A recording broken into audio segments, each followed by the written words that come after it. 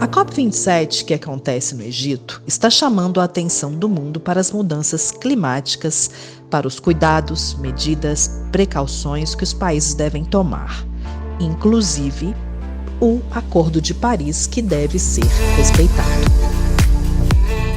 Um dos casos que chama a atenção da população do Cáucaso e se torna parte de uma preocupação global é a degradação do rio Oktyabrsky, que passa pela Armênia e pelo Azerbaijão. Ambientalistas afirmam que as atividades mineradoras comprometeram o rio de 80 quilômetros e a comunidade pede socorro, reforçando assim o acordo entre as nações para a limpeza do rio e a despoluição. Vamos agora, então, falar com um especialista no assunto e na região.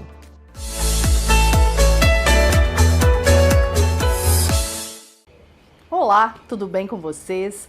Hoje eu estou com uma pessoa aqui muito especial que vem ajudando a gente aí a conhecer o Azerbaijão. Nós já falamos várias vezes remotamente, mas hoje ele está aqui comigo em Brasília e vai nos trazer mais informações sobre o Azerbaijão, que é um país que eu adotei como meu. O João, ele é cientista político, mestre em ciência política e especialista no Azerbaijão. João, muito bem-vindo aqui ao nosso programa Mundo Diplomático de hoje. Muito obrigado pelo convite, Fabiana. É uma honra estar aqui. Obrigada. Eu gostaria que você falasse pra gente aí, para nossa audiência, para as pessoas que se interessam pelo Azerbaijão, sobre, porque nós já falamos sobre muitas coisas boas. Nós já mostramos o turismo no Azerbaijão, a riqueza, os centros culturais, as estátuas do Azerbaijão pelo mundo, mas tem alguns pontos também que nós temos que abordar, porque o Azerbaijão saiu de uma guerra em 2020, uma guerra de 44 dias com a Armênia, e o território do Azerbaijão foi recuperado, que é o território de Xuxa, de Karabakh. Então, assim, existem algumas coisas que ainda devem ser, vamos dizer assim, ajustadas. Sabemos que a Armênia e a Azerbaijão estão próximos a um processo de paz. É isso que todos nós desejamos, a paz para os dois países. Sabemos que a terra de Karabakh, o território de Xuxa, pertence ao Azerbaijão. Sabemos também que o Conselho de Segurança da ONU reconhece Karabakh como território do Azerbaijão. Então, assim, eu acho que, é claro, não há mais motivos para guerra. Eu acho que estão todos no caminho da paz. Mas para que esta paz aconteça, João, tem algumas coisas que precisam ser modificadas, que precisam ser levadas mais a sério.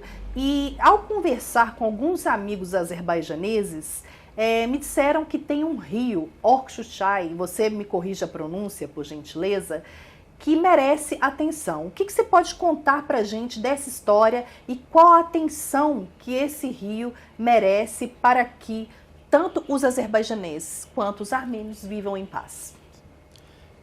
Muito obrigado pela pergunta. Oktyabrsky é um afluente do que é um grande rio que está naquela região. E ele, por muitos anos, ele está sendo poluído sistematicamente.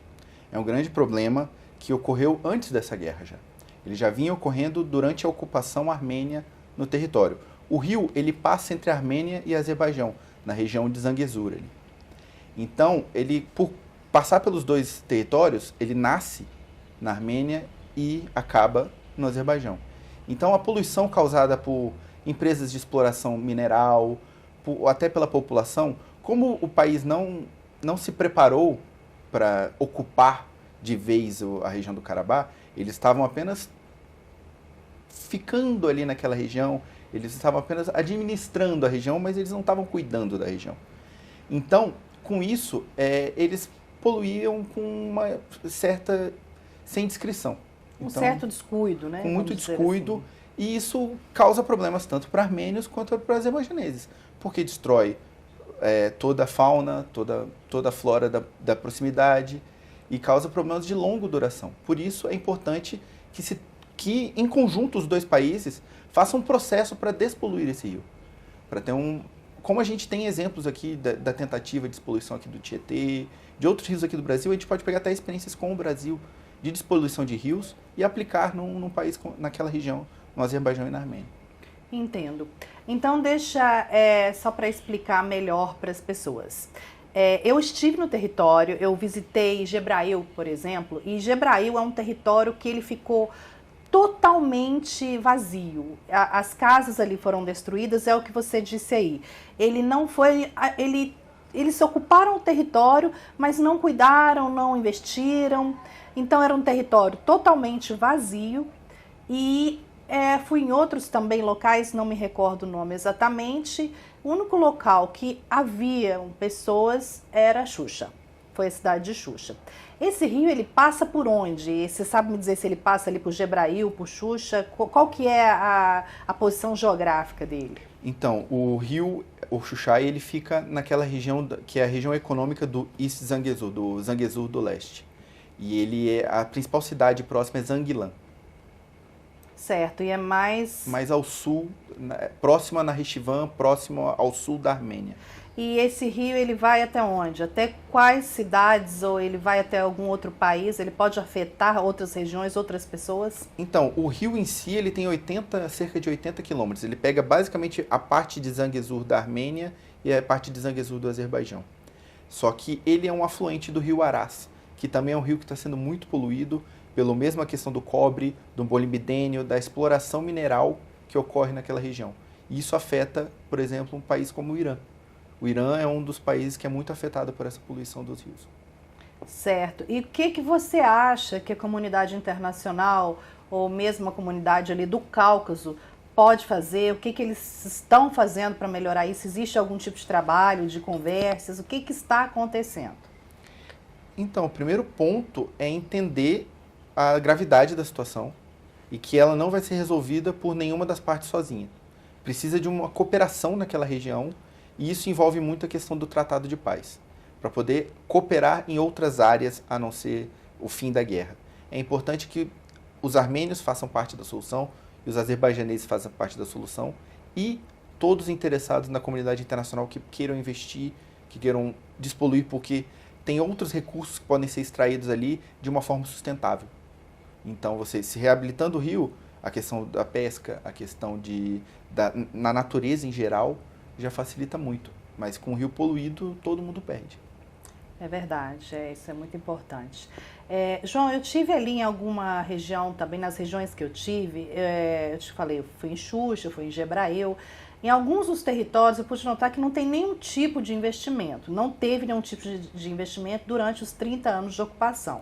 O que eu pude ver foi, mesmo assim, uma ocupação sem nenhum tipo de plano futuro. E agora fui de novo, fui 2 vezes, eu percebi que os azeres estão bem assim, preocupados em retomar a indústria, o comércio na região.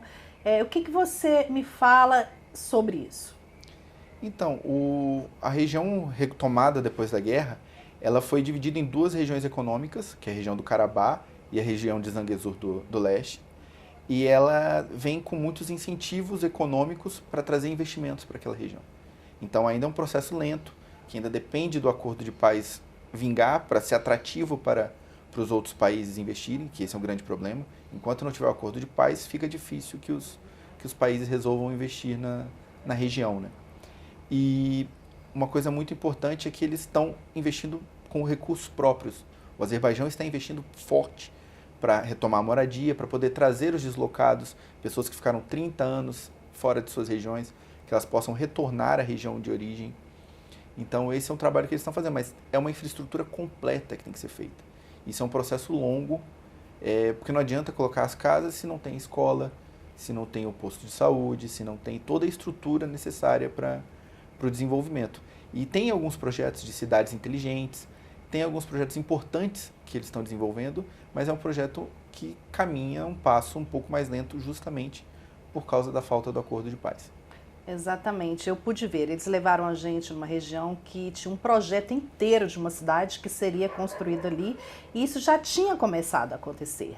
Mas, como você disse, aí tem que ter um acordo de paz para que as coisas comecem a funcionar de uma forma boa para todos. João, você saberia me dizer há quanto tempo esse rio está nessas condições, sendo negligenciado? Você falou agora há pouco que eles não tinham noção da dimensão do estrago porque eles não tinham acesso à região. Quando eu falo eles, eu me refiro aos azeres. Mas, já que eles tiveram acesso a essa região, eles têm essa noção de há quanto tempo este rio está sendo poluído? Sim, dá para ter uma noção. O impacto é muito grande naquela região. E as companhias de exploração de cobre e de molibdênio, elas estão desde a década de 50. Então, do período soviético elas já vieram. E nada foi feito para ser uma questão mais arqueológica, filtros, questões de... Eles simplesmente jogam no rio, os dejetos. Então, desde a primeira guerra do Karabakh, pelo menos, já estavam fazendo toda essa questão de poluição na região. E você sabe me dizer se os azeres, quando tomaram conhecimento do que estava acontecendo, o que eles fizeram? Então, naquela região estão sendo construídas cidades e daí eles vão fazer uma estrutura para tentar despoluir o rio. O problema é que quando você não é muito mais difícil você despoluir só na parte final. O ideal seria você começar a despoluir na nascente, na parte onde começa o rio, para poder ficar uma situação mais limpa e o rio correr livremente. Então, eles conseguem tirar os minerais da água, mas é um trabalho muito grande, muito caro e que nem sempre tem os resultados desejados. Tem algum país ajudando? No momento nenhum. No momento nenhum, volta a questão da falta do acordo de paz. Muitos países acabam ajudando, como a Turquia, a Rússia investe ali na região, mas nessas questões o investimento internacional ele fica comprometido, porque é uma coisa insegura. A gente fala com toda a tranquilidade que estamos num momento de paz, mas naquela região, a qualquer movimento mais brusco pode fazer retomar o conflito. Causa tensões e as questões climáticas também estão sendo prejudicadas, então vamos torcer para o melhor mesmo. A questão do meio ambiente é uma questão muito importante. Nós acabamos de finalizar aí a nível mundial a COP27 no Egito e é muito importante que tudo isso se resolva pelo bem da região do Cáucaso, pelo bem do Azerbaijão, pelo bem da Armênia e desejamos mais uma vez aí para finalizar essa entrevista com esse cientista político que sabe tudo sobre o Azerbaijão, desejamos aí paz e prosperidade para os dois países.